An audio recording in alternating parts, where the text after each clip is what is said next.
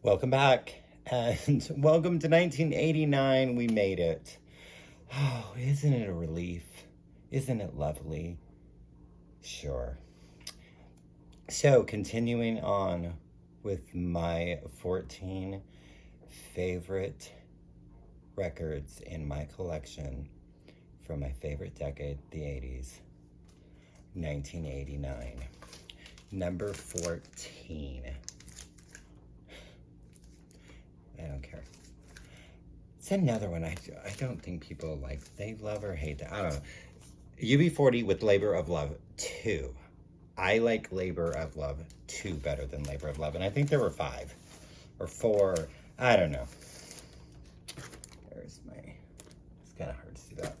So, of course, their covers, albums. They had a lot. And it starts with Here I Am, Come and Take Me, Tears from My Eyes, the way you do the things you do, Kingston Town, I love that, Sweet Cherry, Impossible Love, yeah, I love UB40, and I mean, I don't know, are they fake reggae? I don't know, but I do love this album, and I have listened to this a lot. I really love the first side. Second side is great, but the first side, really, I love every freaking song on the first side. And I only own a couple by them. This is the only Labor of Love that I have. But shoot, number 13. This is another band that I probably should have more by them, at least the previous record. But this is my favorite album of theirs, and that would be the Smithereens with 11. They are so great. This has A Girl Like You. Let's see, Yesterday Girl is another great one. Cut Flowers, Kiss Your Tears Away. My favorite song on this album has a guest vocalist on it, and so it's mostly harmony. I don't think she sings any of the verses, but she harmonizes through the whole song with them, and it's Belinda Carlisle, and that would be the song Blue Period. Blue Period, Black Comedy. So great. I think Smithereens are quite underrated. This is an album that my mother really, really loved, and I mean, maybe listening to this in 1989, people might have thought I was old, because what do they call it, new age, maybe? I'm not really sure what they call her, but she did have a couple hits that were on the radio, and that would be Orinoco Flow and Storms in Africa. But yes, I'm speaking of Enya. This is her second album. I didn't write notes on this one. Oh, well. So her second album, this has Evening Falls. Oh, so beautiful. On Your Shore. What else is... I love Evening Falls.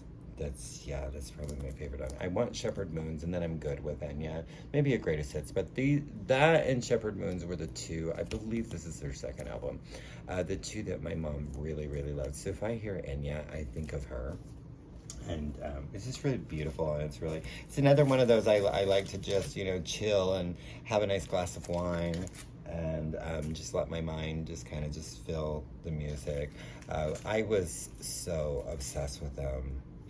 Especially in 1989, I thought he was so just rocking, and I loved his long black hair, and just thought he was just the coolest guy in the world. And so number 11 is The Colts with Sonic Temple. It's another one that I just played over and over and over again. I saw the video for Firewoman, and he's like flipping his hair back, and he's in front of the mic. It's like, yeah, Ian Atsbury is just the coolest, and it's another band that I've always wanted to see live, but up to today, I still have never seen them live. I've had a couple opportunities, and I haven't. So it opens with Sun King, like I said, Firewoman, Edie, Ciao Baby, and Sweet Soul Sister. Wake Up, Time for Freedom. Yeah, The Cult, Sonic Temple. This is her second album, and I think my favorite. yeah, I think this is my favorite of hers. So Melissa Etheridge with Brave and Crazy. I remember when I first saw this cover, I thought, so do you remember the television show from the 80s called Beauty and the Beast with Linda Hamilton? I kind of thought she looked like the Beast. She doesn't on the back. But that's kind of how I was like, the Beast had an album. But I was very curious. So, and I would do that quite frequently. I would buy something and not know anything about it. So I bought it and I actually didn't like it. And then, you know, she came out later with I'm the Only One and got big and stuff. And I knew her debut pretty well, but I went back and got it and I really, really loved it. And so several years, I was in my 20s, and I'm like, you know, I'm going to give Brave and Crazy a chance again.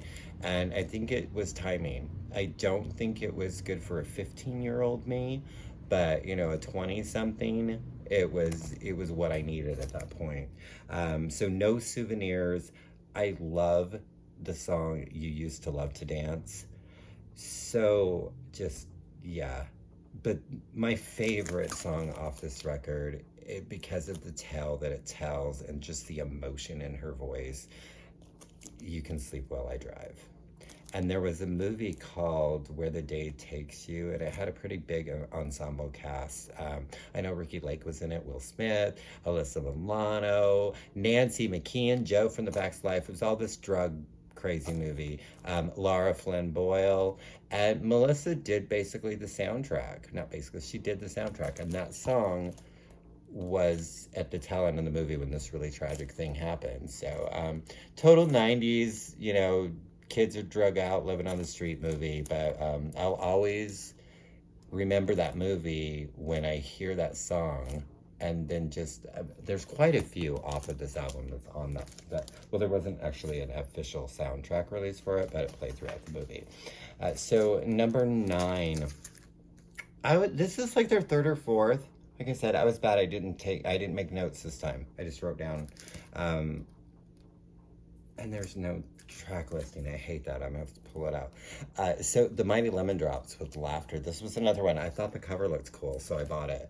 And the CD, I think, is what I had originally. I just think they're so great. It opens with At Midnight. Where Do We Go From Heaven? I think One in a Million. So At Midnight is probably my favorite song off of here. But One in a Million, it's so good. It's so great. I say so good and so great a lot too. Everything is fantastic, and apparently I cannot get this fucking thing back in here, so we're gonna deal with that later. All right, what introduced me to the amazing, now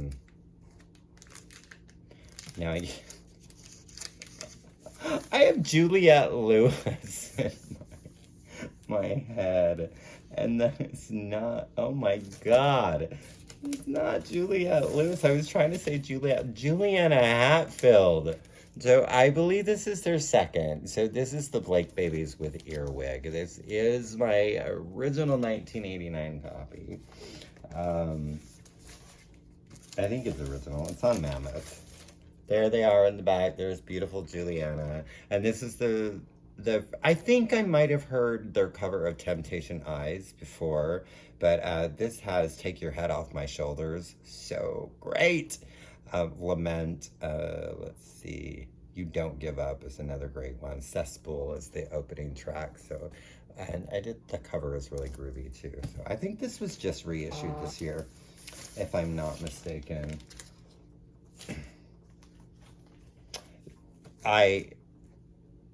My friends, my brother and I, we all listened to it. This album was pretty big then. This was when they came back after Ricky had died. So this was the first album they did. It was like 5 or 6 years in between the two. And the B-52s with Cosmic Thing. This is my beautiful gold stamp promo, because you know if I have a gold stamp promo, I'm going to mention it. So Cosmic, woo! Shake that Cosmic Thing. It was just so exciting when they came back, because, like, you know, we thought, is bouncing off the satellites, is that it? And it's great. I have so many wonderful memories of just listening to this. You know, Dry County, the Deadbeat Club. My friends and I refer to ourselves as the Deadbeat Club. Love Shack, kind of like it is what it is. It's Love Shack. It's a wedding song now, but it was great then. I loved Junebug. Rome, that was particularly great because it was just the girls. Bushfire, of course, it has the, you know, Follow Your Bliss instrumental. They did that on quite a few of their albums, but yeah. So this is their, what, 6th? Yeah, I should have wrote notes. I believe this is their 2nd or 3rd. I think it's their 2nd, but I'm not sure. Everyone knows how I adore this band. So number 6, Throwing Muses with Hunk Papa. I still need to get a copy of it on the 4AD label because I do prefer my Throwing Muses to be on the 4AD label, but it's a little more difficult to find them because you have to get them shipped internationally. This has Dizzy in my head. So good. What else is that? Oh, that doesn't have that song on it. Angel, I'm Alive. So good, yeah. So Tanya Donley and Kristen Hirsch, and then of course, you know, Tanya would go on to do Belly, and Kristen would, she still does her own versions of Throwing Muses, but yeah. They will always be very, very special to me. This album was also very big to me in 1989, and the cassette tape. I don't play this very often, and it's still, because yeah. So, in making the cover, they put patchouli, and patchouli has got to be one of the most god-awful smells in the I don't understand why people, it just smells like dirt and worms, and there's nothing lovely about it, and I do not like it. This reeks still, so 1989, all these many, many, many years later, this is my original pressing. Yuck. So I know it's being reissued next month, and if it does not smell like patchouli, I will probably get a copy of it so I can actually not be afraid. Yeah, even this, it's protected. Oh, stop smelling it, Craig. Oh, it's disgusting. So this kind of changed her sound a little bit. Not, I mean, she was still poppy, but you know, this was like a big breakthrough for her. It kind of, you know, topics she wasn't talking about, and well, I mean, she was popping up preach, but you know, Like a Prayer, the video was so controversy, or controversial, whatever way you want to do that, you know, and then Express Yourself. Come on, girls, do you believe in love? My favorite Madonna song is on this record, and I say this, I get shit, because people are like, it's bad, Craig. It's not good. They could have done so much better with these two people, but she has her duet with Prince on here, and maybe it's just because Madonna and Prince are singing. I don't know why. I've loved it since the day this record came out. It's a song that I would have put on mixtapes when I made them for people. I love Love Song, and I'm not gonna apologize for that. I'm not gonna be ashamed of it. Till Death to Us Part is really awesome. Dear Jesse Peak, Elephant and Lemonade. Cherish is not one of my favorites, although the video was pretty cool. And let's see, Oh Father, Promise to Try, and Spanish Eyes, yeah. It's pretty high up there on my favorites. Not my favorite Madonna album, but... and this is another one. This is big. I think what was big about this is the first album that came out of theirs after I started listening to them. And so I was really excited that, oh my gosh, they're releasing an album and I get to go get it, you know. So at number 4, we have The Cure with Disintegration. This is the reissue that came out like in 2011, I believe. So the original actually was missing 2 songs off of it. It did not have...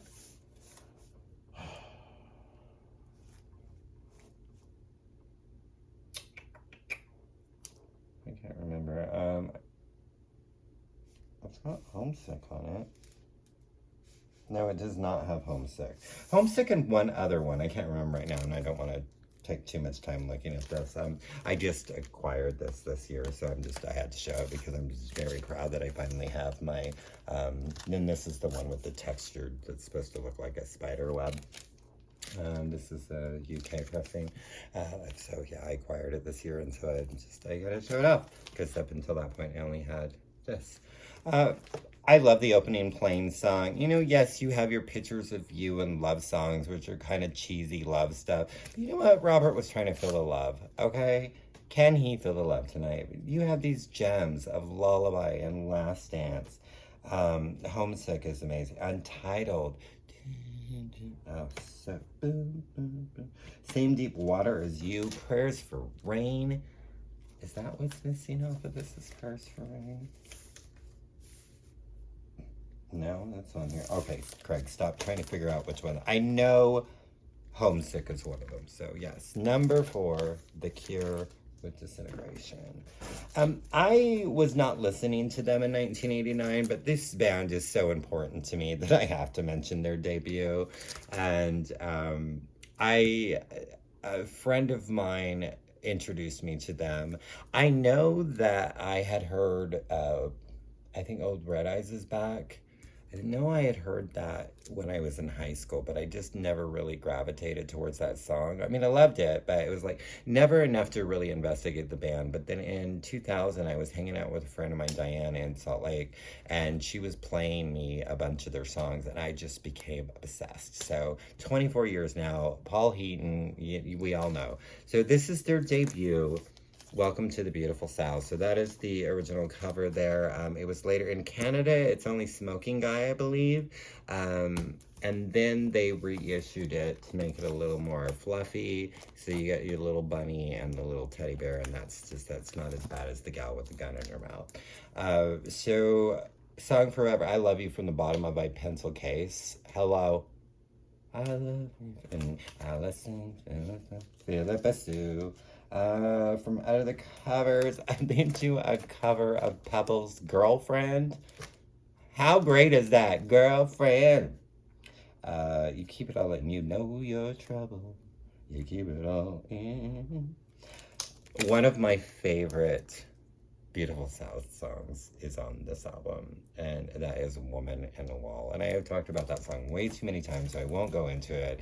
But I love the sordid, wicked tale it weaves. He's a drunk.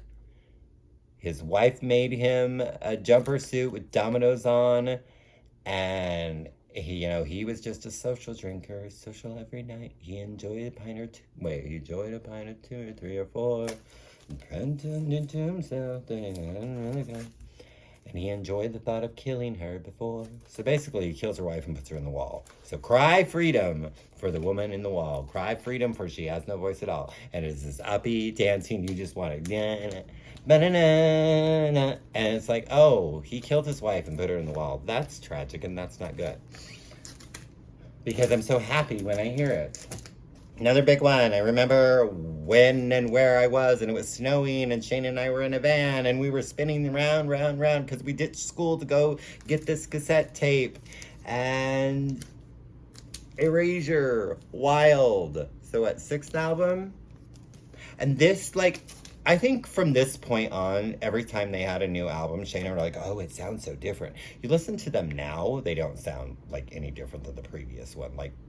But he used his lower register a lot more than he did, especially in the song How Many Times. And we listen to this so much. And, brother and sister, piano song, Blue Savannah, la la la la la la la, hey la Gloria. Yeah, La Gloria, La Gloria. Oh, you surround me.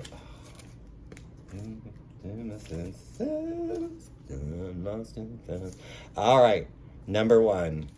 Yeah, it's kind of turning into that my most played of 19 whatever. So yeah, number 1 for me, Janet Jackson's Rhythm Nation, 1814. I listened to this so much.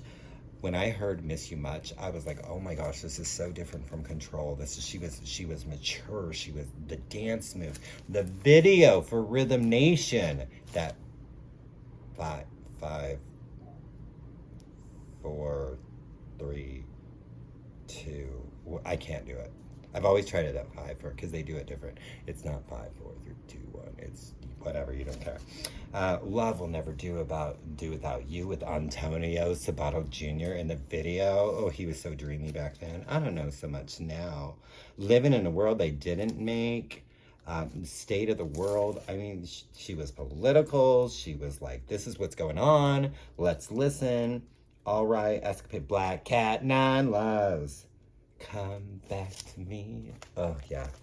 Janet Jackson, Rhythm Nation, 1814. My favorite album in my collection of 1989. So there'll be one more in this series, and it is going to be honorable mentions. So, but we're going from 1980 to 1989. So ones that maybe I should have mentioned that I didn't, that I kind of just want to give a little shout out to and say, hey, check these out. So please leave me comments. Again, let me know what's your favorite albums that you own from 1989. I'd love to hear or read all about it. So, what was that? Smacking. You can tell I'm wearing shorts. Smacking myself. Smack my bitch up. All right. Thanking you.